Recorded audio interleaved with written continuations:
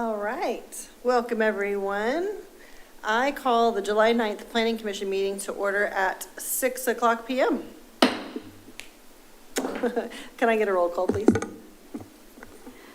Matt Constantine. Here. Ron Heberlein. Here. Nicole Hendricks. Andrew Carr. Here. Sam Skull. Here. Yana Simonova. Here. Jennifer Willard. Here. All right, can you join me in reciting the Pledge of Allegiance? I pledge allegiance to the flag of the United States of America and to the republic for which it stands, one nation, under God, indivisible, with liberty and justice for all.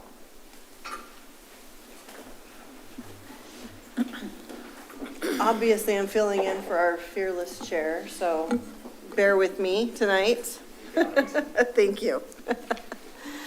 All right, so we don't have a public hearing tonight, but at this time, if there's any citizens that would like the opportunity to address the Planning Commission regarding an item that is not already scheduled for a work session tonight, this is your opportunity to do so. If any member of the audience or here in City Hall or via Zoom would like to speak about any matter of concern, please raise your hand or send a message recording using the Zoom chat function so that we may hear from you now. Is there anyone on Zoom? I currently have no attendees on Zoom. And I don't see any attendees in the room. Okay. Well then, at this, we will not be taking any comments or testimonies at this time, then noting no attendees. All right. So the first item on our agenda then, after that, would be the consideration of minutes. So the June 11th, 2025 minutes were previously distributed. Are there any corrections or any comments that need to be made to that? None. All right, then I will need a formal motion to approve the minutes as distributed. Oh, actually, it's hearing no corrections. The minutes are approved as distributed. There, that's better. All right, since we don't have a public hearing, we just have a work item tonight, one work item on the agenda.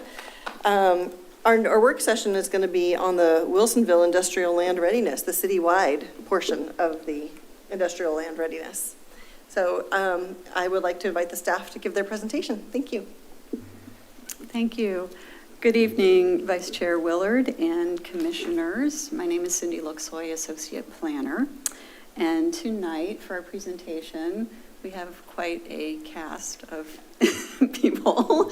So Dan Polly, Planning Manager, Matt Lorenzen, Economic Development Manager, Nicole Underwood with Eco Northwest, and also Beth Goodman is on Zoom joining us. You guys switched roles. We did. And tonight we are seeking Planning Commission's input on two key work products that inform the citywide portion of the Wilsonville Industrial Land Readiness Project. As you're aware, let me switch slides. Okay, there we go. As you're aware, the Willer project includes two parts. One is focused on the industrial area northwest of the city, covered by the Basalt Creek Concept Plan, and the other is focused citywide on an economic opportunities analysis. And both parts of the project aim to attract high-quality industry and expand economic opportunities in Wilsonville. In earlier Planning Commission work sessions, staff presented background information and gathered input on Basalt Creek, which established the groundwork for enabling the city to begin accepting industrial development applications and expanding the area's economic development potential. The citywide portion of the project updates Wilsonville's Economic Opportunities Analysis, or EOA, which was last updated in 2012, and formulates an economic development strategy.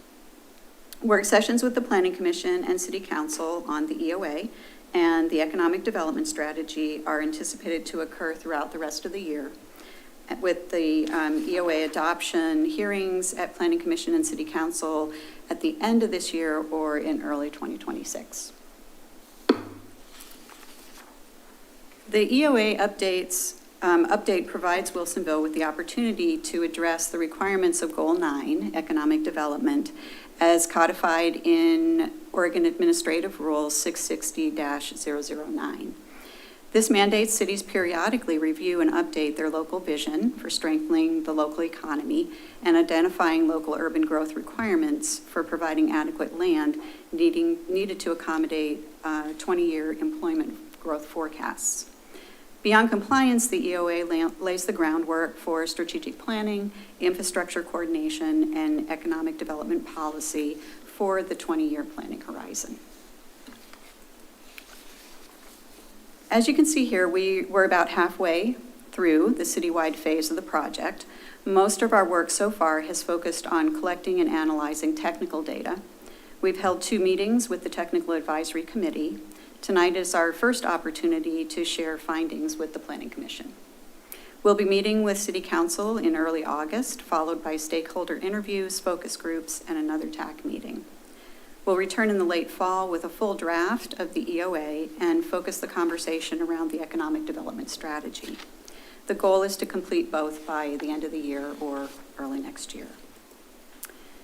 The focus of this work session is on 2 key work products: the Buildable Lands Inventory Memo, which is in Attachment 1 of the packet, and the Economic Inventory and Potential Growth Forecast Memo, which is in Attachment 2. Nicole will first share draft results of the BLI, and then we'll pause to gather your input on that memo. Then we'll move on to the employment growth opportunities and forecasts and seek your input about the methodology and preferences for which forecast to use in the EOA. I think with that, I'm going to pass it on to Nicole. Awesome, thank you. So an important part of understanding Wilsonville's economic opportunity is knowing how much land is available for employment growth. And so to do this, we developed a Buildable Lands Inventory, or BLI, following the process that you see outlined here. We start by defining the study area, and in this case, it's land designated for employment in Wilsonville city limits and in Wilsonville's portion of the Metro UGB. We then classify the land as vacant, partially vacant, or developed or public, and then we identify and remove constraints. These are things like areas like floodplains and steep slopes. And then we also verify the results. So we verify them with city staff. We've taken them to the Technical Advisory Committee, and of course, we're here with you tonight. And the goal here is to really make sure that what we're putting forward in the technical analysis really does reflect what's happening on the ground. And so those results are summarized in the maps and tables in your packet, and then we'll go over them a little bit here as well. So as I mentioned previously, we start by identifying all land in Wilsonville that is designated for employment uses. This includes land that is with the comprehensive plan designation of commercial, industrial, town center, and then undesignated. That undesignated category specifically refers to the land kind of in that Basalt Creek West Railroad area that does not have a city comprehensive plan designation yet, but is being planned for industrial. So this broad land base forms the starting point for understanding land available for future development. And so then next, we remove land with constraints that limit or prohibit development potential. So this includes things like floodways and floodplains, Wilsonville's significant resource overlay zone, areas with slopes greater than 15%, Title III stream and floodplain protection areas, habitat conservation areas, and so on.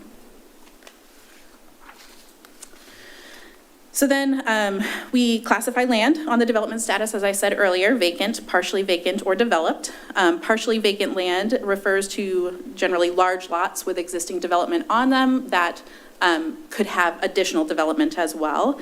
And what you see on the slide here is a summary of the vacant or partially vacant employment land by comprehensive plan designation after constraints have been removed. So in total, Wilsonville has about 366 acres of unconstrained buildable employment land. And most of that, or about 96%, is for industrial uses, and that's the dark blue and purple you see on the map. We can see here that much of that land is up in that Basalt Creek and Coffee Creek area. And as you know, Basalt Creek was the focus of Phase 1, and while it presents, some strong opportunities for industrial growth, we know there's challenges there as well, particularly with existing uses, fragmented ownership, and some infrastructure constraints. So in contrast, there are only about 13 acres of vacant, unconstrained commercial land citywide, which is in the orange and red on the map. So, however, Wilsonville, does have a lot of opportunities for redevelopment to meet commercial needs. So town center is a key redevelopment area. You can see that circled here. It's especially relevant for some of the smaller experience-based retail and food and beverage businesses. The city also has large vacant buildings like the former Albertsons, Rite Aid, I think it's Home Depot, or it might be Office Depot. Fry's. It's one of those that could help meet commercial needs. So the city is also exploring, whether certain industrial areas might accommodate commercial uses through policy or zoning changes. So basically, while vacant commercial land is limited, Wilsonville has opportunities to meet future commercial needs through redevelopment, reuse, and potential policy changes.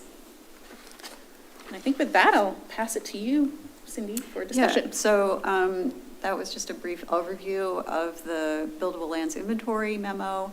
And we wanted to pause and just give you an opportunity to provide some feedback about the BLI methodology or the preliminary findings, and whether there are specific areas that you think need clarification or further analysis. All right, commissioners, this is our time to ask questions, get clarification. Whoever makes eye contact, you, go. I knew I shouldn't have made eye contact.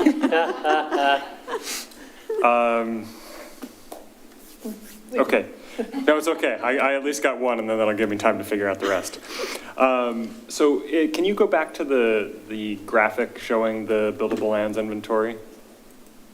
This one? Yeah, perfect. Would there be a way to update this to differentiate between the unconstrained vacant and partially vacant land? The reason why I looked at the area north of Beckman Road, and the majority of that area that's designated as industrial blue is developed with buildings. I was going back and forth looking at the map, and I was having a hard time understanding how much of that is actually vacant. The rectangular section up by Costco, yes, vacant completely makes sense. But most of the large areas down below that aren't entirely vacant. So are you asking to delineate between the partially vacant and the vacant? Yeah. With a different color. Yeah. Beth, I'm tagging you in for this question. We have that on a map. That map is not in front of you right now, but we do have that map. Okay. If you would like us to, we could go back and answer the question of, in the area north of Beckman Road, how much of that is partially vacant is considered having capacity.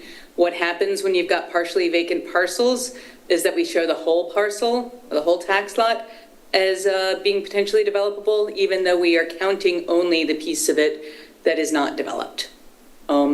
So while you see the whole tax lot as blue on this, when we show you the other map that shows you where there's partially vacant land, we can tell you how many acres are in that partially vacant.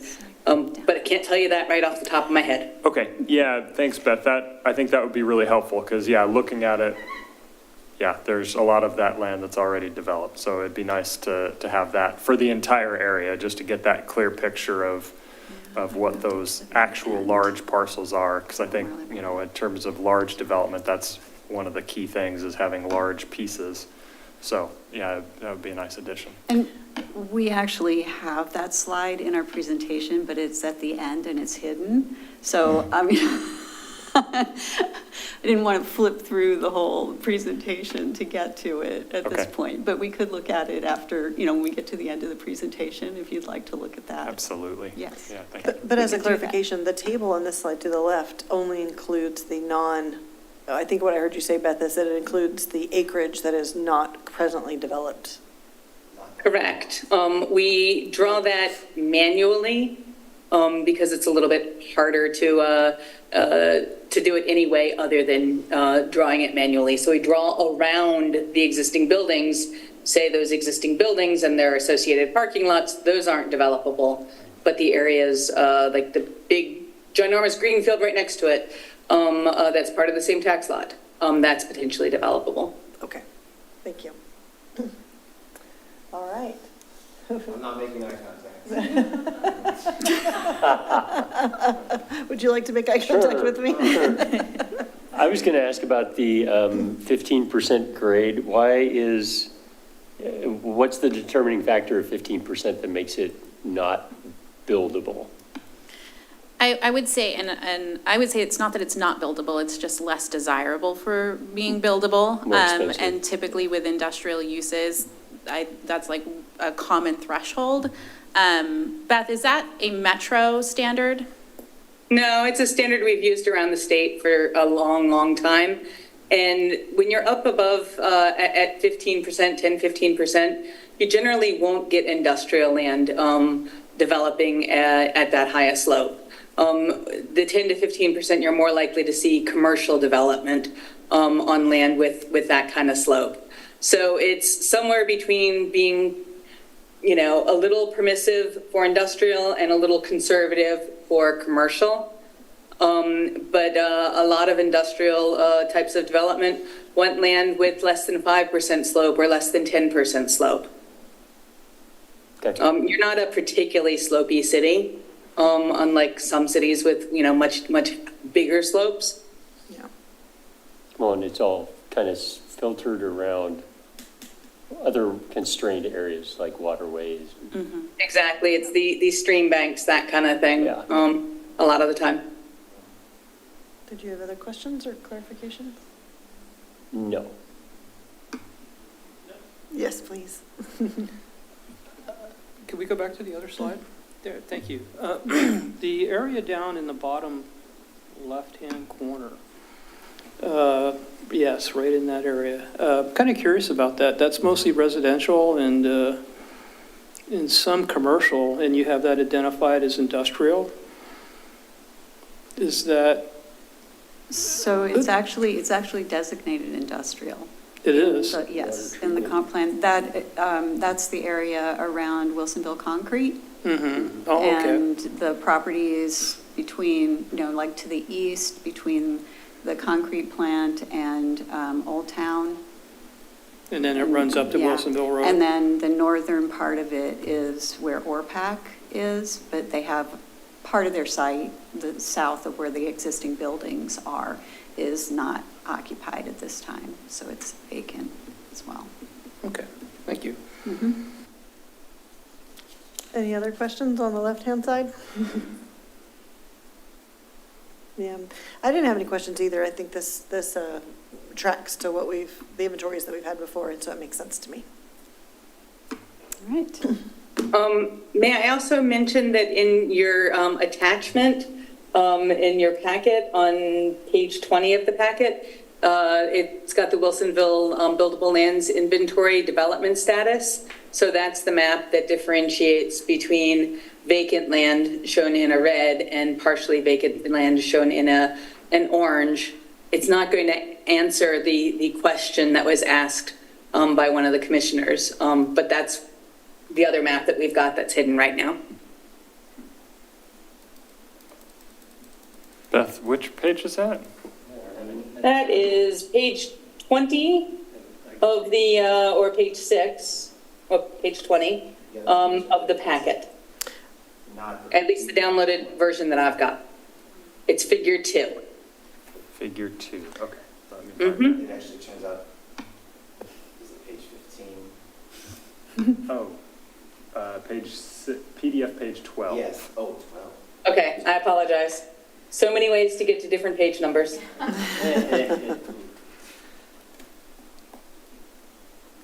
PDF page 12.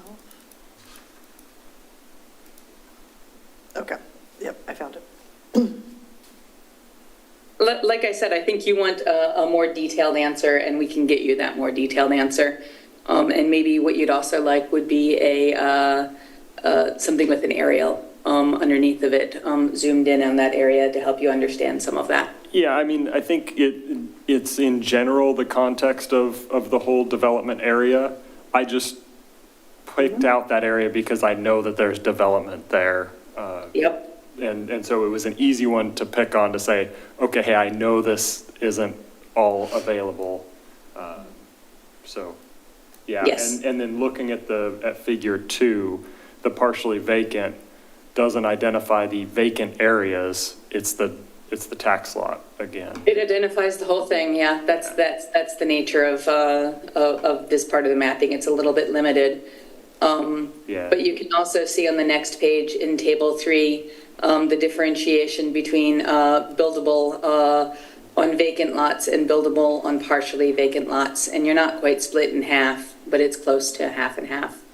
A lot of your capacity is in partially vacant lots. So you've got a little bit of something there already, but it's not fully used. Yeah, it's just hard to get a sense of scale in terms of the size of the available development areas. Mm-hmm. And that's something we can help with. Great, thank you. Okay.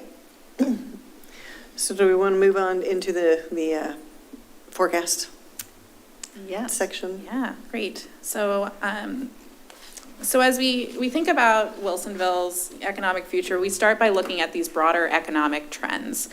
And what you'll see in your packet in the economic inventory, there's a lot more detail there. But we pulled out a few here that are particularly relevant, I think, right now into Wilsonville. The first one being that, labor force growth is slowing, and the population is aging. So while Wilsonville's population is relatively young, you've got a young, educated workforce, broader trends suggest that there's going to be a tightening of labor force moving forward. And this could affect both job growth and the ability of local firms to find workers. Then there's increases in automation across sectors. Routine tasks are increasingly becoming automated. We've got AI now, which is impacting sectors and jobs that we didn't previously expect. And so for Wilsonville, I think that this brings both challenges and opportunities. Routine roles are likely to continue to be automated and decline, but demand for jobs that do blend soft skills with analytical skills and processes will likely grow. And so having a workforce that can adapt is going to be very important. And then there's a lot of economic uncertainty right now, from tariffs, immigration, policy, fears around inflation. So all of this is, it's going to play a role moving forward. And so Oregon specifically is an export-heavy economy. It's vulnerable to trade disruptions. And for Wilsonville, this could be particularly impactful for manufacturers and logistics firms. Immigration restrictions could lead to labor shortages. Wilsonville in particular has a large employment sector in construction, and that could be impacted by immigration. Labor shortages can also slow development and drive up costs, and that can impact areas like Basalt Creek, Coffee Creek, and redevelopment in Town Center. And then there's also been shifts in the commercial and industrial real estate markets. So we've got high interest rates and construction costs, which are reducing development feasibility across the board. Work from home and hybrid work arrangements have reduced office demand across the nation and regionally. In Wilsonville, this could mean reduced demand for conventional office, at least in the short term. But there may be an increase in demand for more adaptable mixed-use formats, especially over that 5 to 10 year timeframe. So on the industrial market side, that remains fairly strong, even though it has slowed from that kind of peak that was there in 2021 to 2023. Wilsonville's industrial sector is a pretty core strength. You've got very low vacancy rates and rising rents. However, the city does face a significant constraint with the limited availability of development-ready land. So you have industrial land, but some of it, it lacks the infrastructure to develop in the near term. And then there's, the effects of climate change in Oregon. So there's more extreme heat events, wildfire smoke, and water shortages. This could all strain infrastructure and reduce labor productivity, especially in outdoor sectors. And these disruptions can, affect things like agriculture and forestry and those sectors that, rely on those industries as well. And then, there's commuting. Commuting patterns are an important part of Wilsonville's economic landscape. Commuting is common in Wilsonville since the city is part of the much broader regional economy. About 8% of people who work in Wilsonville also live in Wilsonville. This is not unusual, I would say, for a metro job center. Most workers commute in from other parts of the Portland region and the Mid-Valley, including Salem. So Wilsonville's location, I would say in the southern metro and along I-5 really position it as that natural midpoint for some of that Portland work and Salem. And then then you've got 15% of Wilsonville residents work in the city, while others commute to areas throughout the region as well.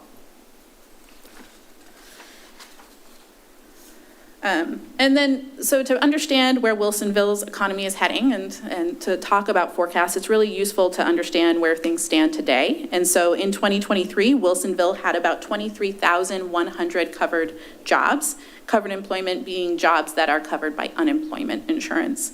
And so this chart here highlights the 6 largest employment sectors in Wilsonville. The orange line represents the average city wage, which is about $77,900. And then the gray line is the average regional wage. So the 3 largest sectors in Wilsonville are manufacturing, wholesale trade, and construction. These are considered industrial sectors, and together they account for about 40% of employment. All 3 pay above the citywide average wage. Professional and technical services also offer strong wages. And then you have retail, trade, and administrative services, which employ many workers, but do have a lower average wage overall. Between, go to the next slide. Oh, you just did, sorry. Between 2007 and 2023, Wilsonville added about 3,500 jobs. This is an increase of about 18% or 1% annually. This is fairly similar to what was seen at the broader region of a 20% growth over that period. The fastest growing sectors were construction, wholesale trade, and administrative support, with construction and wholesale trade in particular outpacing regional trends. Meanwhile, sectors like management of companies, transportation and warehousing, and manufacturing saw declines over that period. So that gives us a sense of how Wilsonville's jobs have changed over time. Now we're going to look at the city's position kind of moving forward, answering the question, what makes Wilsonville attractive for businesses? So while the broader economic trends and conditions we've been talking about matter, local factors often drive where businesses decide to locate or expand regionally. So some of the advantages in Wilsonville do include that location that we just talked about. You're in the southwest region with excellent access to I-5, 205, and 217. That really gives you access to a skilled and educated workforce, drawing from a really broad labor market. There's available industrial land in Wilsonville, and it's near other growing industrial areas. You've got an established base of high-tech and manufacturing firms. And you are in close proximity to Portland's International Airport. You also have urban renewal tools in Coffee Creek that can help support infrastructure, and then you've got the WIN program citywide. You have some really great redevelopment potential in town center, and then of course you've got high quality of life with access to schools, parks, your urban amenities, but you also have access to quite a few recreational amenities in more rural areas. And like I said, there's some more detail in the memo, but these are some of the factors that really do help position Wilsonville for future growth. And at the same time, there are some real challenges that may limit how and where growth can occur. Some of the key constraints include a limited supply of development-ready industrial land. You've got, infrastructure gaps in places like Basalt Creek. There's also some challenges around small lot sizes and fragmented ownership, which makes it more difficult to develop, especially for industrial. And then you've got the presence of existing uses, such as contractor establishments, specifically in Coffee Creek and Basalt Creek, that complicate that urban level of redevelopment. And then, of course, you've got congestion and traffic along I-5, 205, that creates some real challenges. And then here, there's a regional housing affordability challenges, and certainly this is not unique to Wilsonville, but it does create challenges for the workforce and access. And so these constraints don't rule out growth, but they do help define where the city may need to focus investment, coordination, and/or policy change. So all these trends and advantages really do play a role in how we are thinking about employment growth in Wilsonville in the future. So with that in mind, we've developed a range of employment growth scenarios to test future land need. And to begin, we start with a baseline estimate of total employment in 2023 for Wilsonville, which was approximately 32,800 jobs. So this, notably, this includes both covered and uncovered employment. So we evaluated 4 growth scenarios for the 2026 to 2046 period. The urban growth report scenario assumes slower regional growth at the 0.42% annually, and so that adds about 2,900 jobs over that 20-year period. We looked at the Oregon Employment Department's forecast growth rate, which uses a 0.85% growth rate, and that adds just over 6,200 jobs. Wilsonville's historic growth rate over the 2023 period was 1.03%. And if we use that, that adds about 7,700 new jobs. And then lastly, we looked at the housing needs and capacity housing analysis household growth rate of 1.2%. And if we use that one, that adds about 9,100 jobs over that 20-year period. And so each of these growth rates, is grounded in data. The key question really is what level of growth feels realistic given broader region, broader trends in Wilsonville's land supply, infrastructure capacity, and economic goals. And so I want to take a few minutes to just kind of talk about the trade-offs of these different growth rates. Some of the things that I'll highlight are things that we've been discussing as a project team. The urban growth rate of 0.42% reflects regional expectations, but may underestimate Wilsonville's potential. So the city has grown quite a bit faster in the past and has a strong business base and access to industrial land, even if not all of that industrial land is development ready right now. So that's a pretty low growth rate. The Oregon Employment Department's 0.85% rate is a more moderate middle ground. It's slower than Wilsonville's historic growth rate, reflecting more of probably the short-term realities, including that slower labor force growth we're seeing at the state level, and is more reflective of the time and investment needed to prepare industrial land and redevelop some of these commercial areas. The historic growth rate could also be reasonable, but achieving it would likely require the city to make policy changes to support economic development sooner than that OED growth rate. These could include actions that support redevelopment of town center and infrastructure investments to make land development ready. And then lastly, that HNCA household growth rate may be pretty optimistic. Hitting that target would likely take even faster action and more resources, and the city may not realistically have all those resources available to hit that growth rate. So ultimately, there's no right answer, but the choice does matter. It sets the tone for future planning and investment. City Council, we will be asking City Council for their input on this as well. And our goal here is to really provide a range of options grounded in both data and Wilsonville's context. And so in this slide and the next slide, we just wanted to show you how different employment forecasts do translate into land need. And so with this one, we're looking at the Oregon Employment Department's regional growth rate. And so if the city were to grow at this rate, it would need about 439 acres of employment land over the next 20 years. So that translates to roughly 327 acres of industrial land for industrial uses and 112 acres for commercial uses.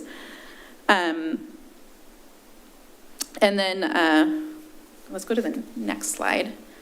And then this one is just looking at that historic growth rate. And so if Wilsonville were to grow at that 1.03%, it would have land demand for 543 acres.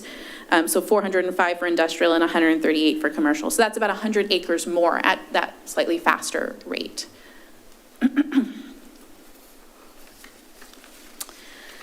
And so while the city hasn't landed on a forecast yet, we did want to share some preliminary conclusions from what we found, namely that when we're thinking about industrial land, Wilsonville likely has enough industrial land to accommodate the growth rate at the OED, the 0.85% one, or slower, but may not have enough for those higher growth rates, the historical and above.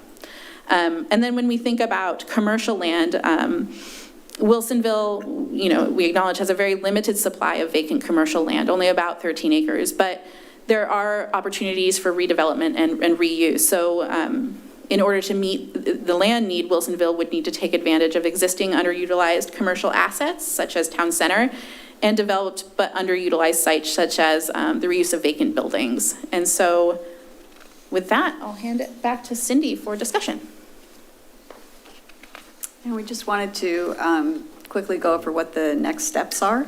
So as mentioned earlier, we'll be presenting to City Council on August 4th, followed by stakeholder interviews and focus groups and another TAC meeting.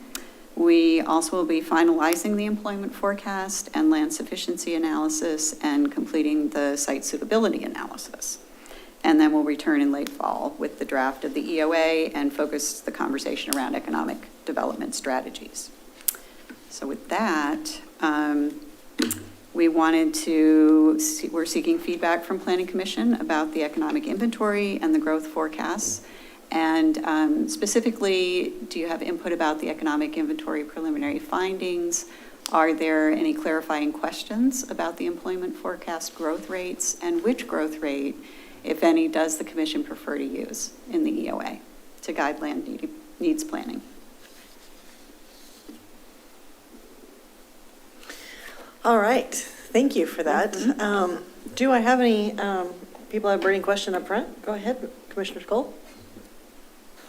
So the 4 reports, the 4 different data sets and everything, can you provide some background in terms of what types of data that they use to formulate their forward-looking numbers?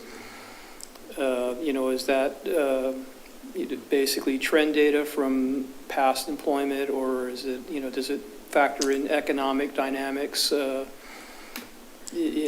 kind of curious as to how the data is constructed. Yeah, it's a good question. Beth, do you have any insight into some of these? Yeah, can you hop back a few slides to the forecasts, because it'll keep my brain there. This one? One more. Back one more. This one? 2 more. There you go. Yep. Okay, so the urban growth report, Metro does that for the entirety of the Metro UGB region. And I would say that is a very complicated and sophisticated analysis. And certainly is looking at a variety of different dynamics. That said, Wilsonville has historically grown a whole lot faster than Metro as a whole in terms of employment. And that's because you're an employment center, even though you're relatively small for the region. The Oregon employment growth rate, that one's a little bit more of a black box to me. They come out with it every 2 years. I know it's based on historical data, and I expect, because the OED, they've got some pretty good economists there, are looking at some of these trends, and some of them are really countervailing trends. Remember that we're looking over a long-term period. So people who are, say we were in a really great economy, everybody'd say, we're going to grow, grow, grow, grow. If we were in a really terrible economy, everybody would say, we're not going to grow at all. It's going to be awful forever. And so I think you have to look beyond the right now in the next 5 years. The right now in the next 5 years certainly should frame up a lot of your policy choices. But, wouldn't necessarily help with what is really going to happen over the longer term. The historic growth rate, it's a little optimistic. It essentially assumes that Wilsonville continues growing as it has in the past. One of the reasons I think it's overly optimistic, or a little overly optimistic, is that your land base is really different than what you had in the past, and so you have less land that is development ready currently. And then the HNCA, that assumes that employment grows at the same rate, essentially, as population growth is expected to happen. And historically, your employment hasn't grown at the same rate. it's grown slower than your household growth.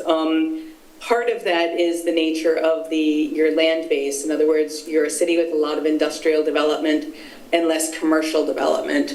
If you had a lot of commercial land and you then reasonably expect for commercial growth to follow population growth, because an awful lot of commercial uses, not all of them, but they're locally serving. That's not the case here.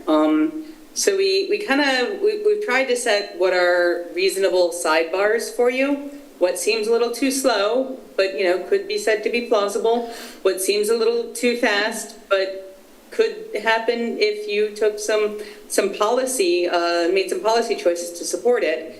And then, right in the middle, the two growth rates there. Now, do they really get into what's going to be the impact of something like AI, for instance? No, they're much simpler than that. It's more of a qualitative thing as we look at these different growth rates. Does that answer your question some? Yes, it does. And my concern there is that I tend to be an optimistic person, but in today's world, a little bit of pessimism is pretty good. And what I'm concerned about is that, there's all the traditional data points that you would cook into these numbers, but relationships at the federal level, down to the state level, so forth and so on, they're all changing. They're unknowns, and that's a big concern. So how that fits into the calculation here is kind of uncertain for me. So I like to think of it as, what are your relative risks? What if you're overly optimistic? And let's say you're really overly optimistic, beyond what we're talking about here, the 1.2%. Mm-hmm. Beyond that, we're forecasting a lot more growth. Well, you might oversize your water and your wastewater systems, your transportation system. I can hardly see that getting oversized enough to fix the current problems, but whatever. And those get more expensive. And the more expensive you are, the less regionally competitive you are. Right. What if you're overly pessimistic? Well, then you may not be taking the policy steps to get your land development ready. That would certainly be, one potential outcome. And that is, a self-fulfilling prophecy where it slows growth. So what if you're falling somewhere in the middle? So in the end, you end up, I think you heard me say this around housing also, you end up with a supply of land that's a little too small, like a 15-year supply of land rather than 20, or a little too big, like a 25-year supply instead of 20. It's not such a big deal. You have time to correct for that. And you probably haven't made such large investments that you're putting too much money into it that's not going to return anytime soon. So those are some of the, I'm sure Matt has different version of these, potential policy consequences, but those are some of the policy consequences, I think, of getting the forecast really wrong, rather than somewhere approximately right. And I think some of this has to do with what is Wilsonville willing and able to do to support economic development in terms of infrastructure investments, that kind of thing. Mm-hmm. Any other questions? No, good, thank you. Do you want to go next? I'm gonna bite on that. Oh, good. Please. I can be brief. I don't think so much about consequences, although that's a totally valid question, and I appreciate it. I also think about what conditions would be necessary to grow at such an ambitious rate. And some of that's chicken and egg. You do need the infrastructure in order to grow. But I think a lot about how, say 20 years ago, or probably even before that, the availability of large tracts of land under single ownership in Wilsonville, completely different from the world we're facing today in Coffee Creek and Basalt Creek. Until we can figure out the secret sauce of unlocking the highly parcelized and constrained lands in Coffee Creek and Basalt Creek, I don't know that we're in a position to be forecasting aggressive growth. Exactly. If we do unlock that piece and I hope that we get there. We can revisit this in 5 or 10 years and assess at that point. But under the conditions we're facing today, I think we can still be ambitious, but measured in that ambition, if that makes sense. It does make sense, and I agree. And that special sauce that you speak of that helps us unlock the industrial land that we already have, I'd like to see those needs spelled out in this document. Do we need additional staff with the city? Do we need a dedicated resource to manage and coordinate all of the ownerships and all the conversations? What are those needs that we need to unlock what we already have? Yeah. I anticipate we will include that in the strategy document that comes at the tail end of this process. As a little bit of a teaser, I'm going to be presenting to the city council later this month on something that we're going to try to unlock some of these lands. And it involves the city using urban renewal funds in Coffee Creek, not just for the construction of infrastructure, but to actually proactively buy and aggregate property and then position it for development by the private sector. The city's not going to become a developer, but under this program, I guess we'll call it, if the council is interested in it, we'd be using urban renewal dollars in a very meaningful, hands-on way to facilitate the development that urban renewal is supposed to facilitate. The infrastructure alone is not doing it, if we're all being honest with one another. Yeah. And this model that I'm describing is not unprecedented, it's not novel. What I'm going to tell City Council and what I'll tell you now is that the reason why Intel exists in the state of Oregon is because Hillsborough was proactively buying and aggregating property and positioning it for development. And then Intel came knocking. So we may not be landing Intel, but we can take a similar approach to help these properties to transition more quickly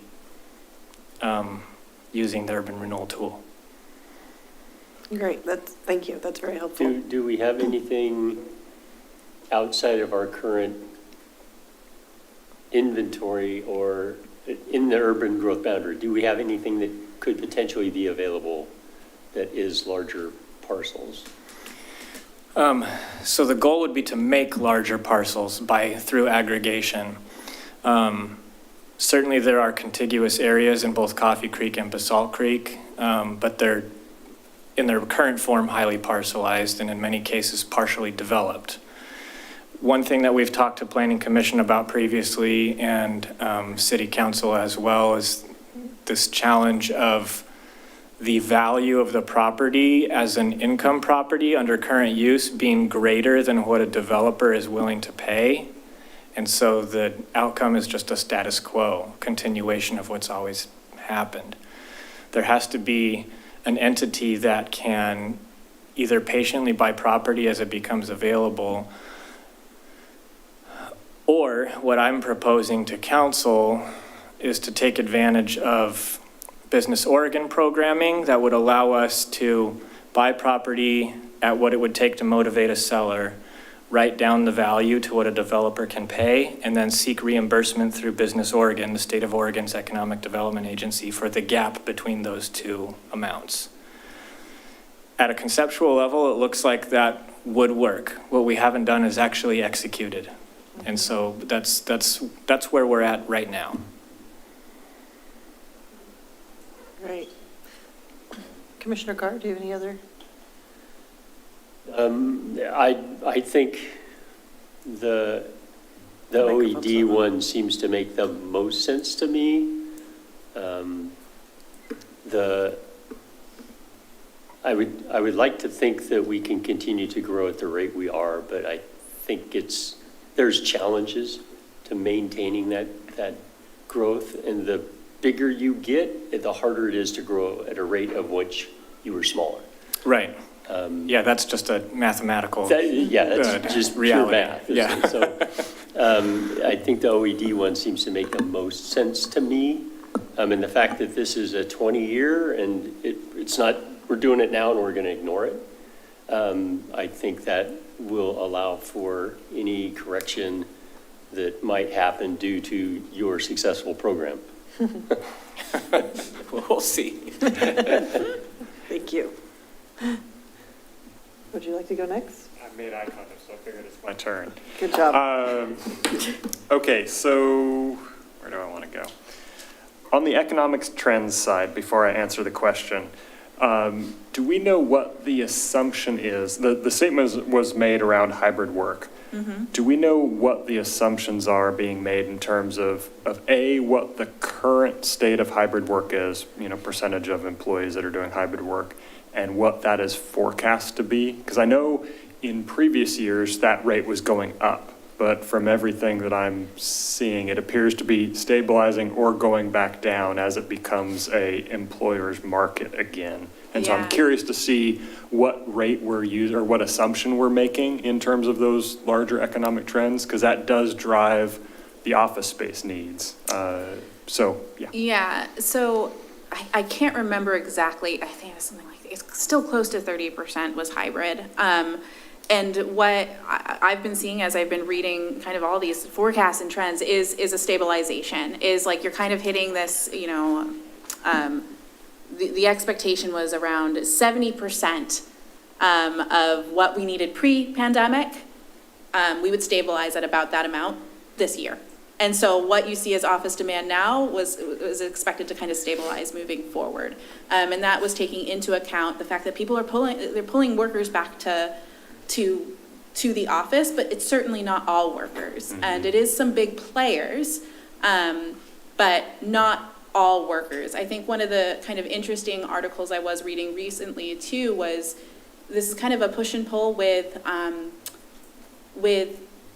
the labor force growth, like with having a smaller labor force too as people retire, that you're going to be competing more for workers. So it may be an employer's market now, but what will make different businesses attractive in the next 10 to 15 to 20 years may be that option for hybrid work. And so basically kind of getting at what I'm seeing is a lot of stabilization, not necessarily dipping back down, but more of a stabilization at where we are now. And so there will still be demand likely for office space, but we need to kind of utilize what we already have. And so growth in conventional office over the next 5, maybe even 10 years is likely to be pretty limited. Yeah. Okay. And then looking at the historical employment growth in Wilsonville, I was looking at the Exhibit 19 for net absorption for industrial and flex space in Wilsonville, and it looks like we did not put a whole lot of square footage into Wilsonville in the 2015 to 2024 timeframe. Mm-hmm. Are there other areas where we were putting additional square footage in that drove that rate, or were we just utilizing the existing space? You're talking net absorption? Like Yeah. where is that? This is an area so this is based on CoStar data. And one thing I want to mention is like it's good data, but it doesn't capture the entire market. And so I think that there are pieces or elements there that I'm trying to remember what I wrote in the report, that there's a couple of buildings that we might have missed in that, like Okay. that 30,000 Yeah. number that you're seeing. But the absorption, it's not necessarily just new space coming on, it's the leases. So as you lease a space, that is absorbed. But in the chart, you've got deliveries in green and then orange on the net absorption. So what I interpreted that as the green was new buildings new square footage coming on the market. Is that an incorrect? If it's deliveries, Assumption. it should be new square footage. Yeah, okay. And I only saw, it's only showing one in 2015 and one in 2022. So it's saying that we aren't adding much space to the market. Correct. But yet our growth rate has been from 2017 to 2023, so a little longer time horizon, has been consistently a 1%. So I was trying to work out in my head, if we're not adding additional square footage to the overall employment base, but we're adding people, then we're more efficiently utilizing the available space. Commissioner Heberlein, could you clarify for me, are you on page 63 of this packet, page 31 of the economic inventory potential growth forecast, exhibit 19? It is page 31 of 74 of the PDF that we got yesterday I'm so wrong. for attachment 2, eco inventory and forecast memo. But it is page 31 of that report, and is it Yes. exhibit 19? Exhibit 19. Net absorption for industrial and flex space in Wilsonville 2014 to 2024? Yep. Okay, that's the one. excellent. Just wanted to make sure I was tracking. Yeah. Yeah, so I was trying to work in my head how we are, and maybe it's because that's industrial and flex space and we added more other type of space into the Are market you and that saying was driving. employment growth? Is that what you're comparing? Is that what you're trying to get at? Yes. Okay. Yeah, so the, at least industrial and flex didn't add a lot of space, but we were still seeing employment growth. So are there other buildings that were being added in other categories that didn't show up here that was resulting in the 1% historic growth? Or are we more efficiently using the space that we already had? I think this is not a piece that I've really been thinking about, but like when I think of, and Beth, you're welcome to chime in here too, but some of that employment growth is not going to be captured in these industrial buildings, like you're getting at. When I think specifically of things like contractor establishments, like that does employ some people, that is captured. Those are not captured as development in here. Yeah. And then any kind of like the redevelopment or reuse of space, like if it's being used more efficiently, also wouldn't be captured. So I think that could be a piece of it. Beth, do you have any additional thoughts? Well, I mean, we're trying to make a correlation between data that's really different from each other. So keep that in mind. And CoStar is a sample. So CoStar tracks some buildings, but not all buildings. And what I would say is partially going on here is if you think about, I'll use Echo Northwest as an example. We used to have a much bigger office space in one building, and we downsized considerably to a smaller office space, but we have more employees now. Since everybody's, hybrid, or almost everybody's hybrid, we fit better into that smaller space. And so that has to be part of what's going on here. And then reuse of spaces that have been vacant, that has to be going on as well as, some amount of building new buildings.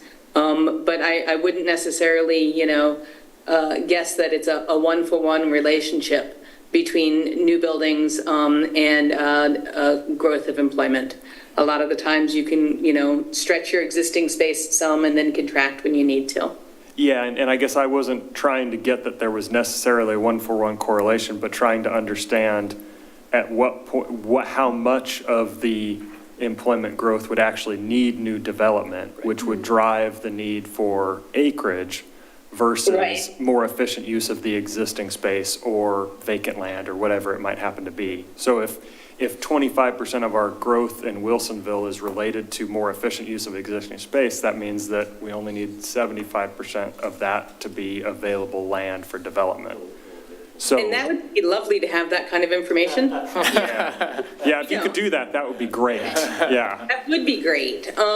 What I would say is that the assumption that we're making around commercial land is certainly that an awful lot of your commercial growth will happen in either existing built space where it's readapted and reused, or through redevelopment. In industrial, that's harder for that to happen because industrial doesn't flex in quite those ways. Industrial isn't as eager to redevelop itself, as to eat itself and make itself new again as commercial, including retail, is. So I would take that with a little bit of a grain of salt, and that's about as far as I'd be necessarily willing to go when we've looked at the amount of employment that needs new space versus existing space. It's always been a guess, and it's a guess that's not terribly well grounded in data in a lot of the cases. So we haven't tried to make that guess here. Okay, I appreciate that. But I think that's what, so this graph relates to what Ron is talking about, is the fact that we are trying to correlate this increased rise of employment, how much more land are we going to need? And that's exactly what these two charts are doing. And that's, I think, where your question came from, is over the past 20 years, we've seen a 1% employment growth, but we haven't built out a lot more. We haven't built a lot of the available land. So how did we do that? And The are we? CoStar data doesn't show that you've built as much. Got it. Yeah.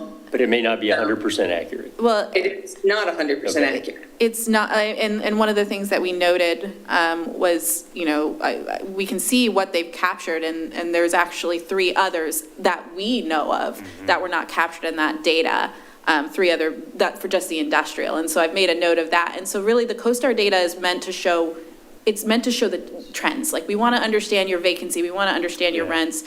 It's the best that we have available. But to look at it for that 1-to-1, And it's not quite meant to there. understand your trends relative to the nearby region and the broader region. Yeah. And I think that's where its real value is that relative consideration. Okay, I appreciate that. Okay, so on to answer the question, I think the OED is probably the right one to go with. I'm not even sure if I would go forward with the housing needs capacity analysis as even an option to show it.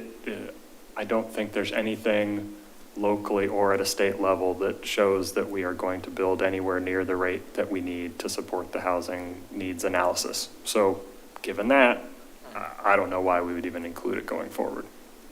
So that's my thoughts. Okay, thank you. Would you like to go next? Yeah, just a couple questions. On the historical growth of the 1.03%, that's net, right? That's new jobs added minus jobs reduced. Yeah, it's based on the total, like the covered employment. And so if there was some that were removed, I think we even have a chart in there that shows what your growth was each year, but yes. Okay, and I must have missed that chart, but is that consistent, like year over year trending, or were there some years where it like drastically went up or drastically went down? There were 2 years that were notable. In 2009, you declined. So for most years, you grew between 1% and 4%, or it changed between 1% and 4%. Some years it was a little bit of a decline. But in 2009, you did decline by 8%. Makes sense after the Great Recession. And then in 2015, you added 9%. And that was, that one we can see here was Stream Global Services. You had a big employer come in. And there's, Thank you. yeah. But for the most part, it's kind of like that 1% to 4%. 1% to 4%. Change per year. Okay. When I look at it, and I appreciate that the OED one, as you said, is refreshed every 2 years, right? That data, that they reanalyze it. The regional employment growth, is that refreshed every 2 years? I know it's a 10-year growth rate, Beth. It might be 3 years, but it's refreshed every 2 or 3 years. They varied it a little bit. I think that is the safest one, probably I would recommend going with as well. I agree with everybody, but I also appreciate that you're trying to position us for coming out of this situation successfully and pursuing, those opportunities aggressively, or positioning us to do that, and thinking outside the box, because we need to, because it's so unpredictable as to what's going to happen. But I think that is the safest one to consider for this. Commissioner Constantine? So just Cindy or Matt, so the process here is you will present this to the city council and ask for their selection on a growth rate for planning purposes? Is that how this works? Yeah, we'll have the same discussion with them as we are with you. And we'll provide also your recommendation or your preferences. I think I agree with what everybody has said. Beth's comments about putting these in context helps me quite a bit. That's what's missing from my background. So the OED regional growth rate seems reasonable to me. It's a balance. So anyways, thank you for the information. It's helpful. Thank you. So I'll keep mine brief. So the OED growth rate makes logical sense, but one of the things I'm hesitant about is that the industrial land availability in the region has gone down. Hillsborough is out of land. And so that growth regionally might go to other locations. You know, in other locations, Tiger and Tualatin are landlocked. So I just feel like a little bit of that could come to something to consider when we're looking at the regional. Proportionally, will we get more of that considering the constraints of our neighbors? Yeah, I mean, capital flows along the path of least resistance, right? Yeah. So, yeah, yes, there are landlocked issues with some of our peer suburban cities. That said, Sherwood and Tualatin do have capacity just as we do. So I think we succeed together and we suffer together economically. So I don't view this as competitive necessarily. You know, jobs that are created in Tualatin are going to benefit Wilsonville residents and vice versa. That said, we do want to be mindful that there are neighboring communities that have opportunities, and we want to make sure that we at least are remaining competitive in that regard. But unless the city elects to start doing something to attract that, then there's no point in being overly optimistic, because it's not going to, I don't believe it's going to naturally come unless we incent in some way. Yes, clear the obstacles. Yeah, exactly. Okay. All right, so with all that discussion, are there any other questions? Do we want to go back to the questions on the screen to make sure that we've responded enough? Okay. Findings, we talked about that. Clarifying questions, I think, about the growth rates. Yep, we've talked about that. And then which growth rate? I think we're all leaning more towards the middle. OED, exactly. Oh, yeah, I'm sorry, go ahead. I didn't come in with a decision, but I'm OED also. Okay. I just want to make sure, yeah. You don't want to do 90%, No, 0.9? no. You're okay with the 0.85? I think it's reasonable. I love the fact how the numbers are, 7,711 new employees. It's like, wow, that seems, for a 20-year forecast, it seems really, really small. But as an engineer, it really satisfies, right. Commissioner. All right, well then, I think that is, do we have any public comment or any comments that came in over email? We received nothing via email. We do have one attendee online. Please raise your hand if you would like to speak.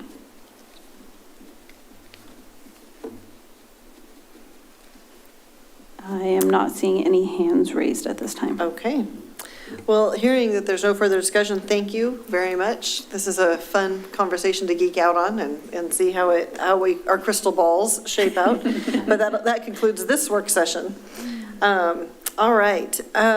We had informational items relating to the city council minutes and our own work program going forward. Anything that the staff wants to point out on that? All right. Good. All right. Well, then I think now I will call for a motion to adjourn. Motion to adjourn. All right. And do we get a second for adjourning? Second. All right. Thank you. Then I call the meeting adjourned at 7:08 p.m.